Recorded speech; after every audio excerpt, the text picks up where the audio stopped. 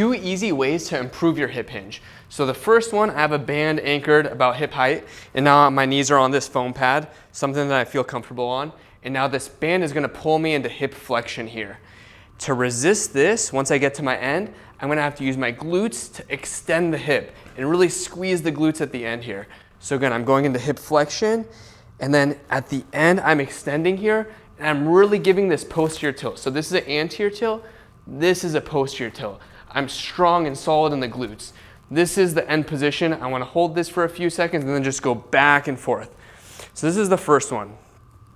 The second one, I can actually hold on to an anchor, and same idea. This is actually gonna come in through my legs. Same anchored surface. Now, I'm up tall here. I'm lowering into this hip flex position, and then I come back up, really squeezing my glutes here. Not just up top, relax. I'm giving that posterior tilt by squeezing those glute muscles to create that posterior tilt. And then I come back down, and then I just can perform this for reps. Make sure you don't arch the back. This is why I kind of make sure I give this posterior tilt, because that way if I'm anterior tilted, I'm coming up with my back here. So I'm squeezed, and then I'm going back and forth.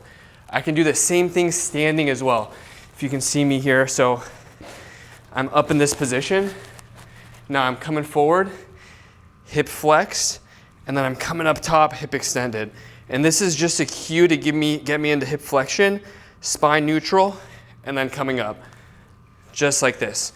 So same idea, I could also use this stronger band that I put around my waist to create that hip flexion.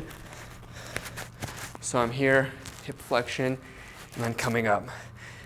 Then you can mess around with this. If you want to even start doing single leg, I'm coming back with one leg, and then coming up, and then eventually you can do it on one leg the whole time, which is a lot more challenging. But the key here is really get that hip extension, get that glute activation here.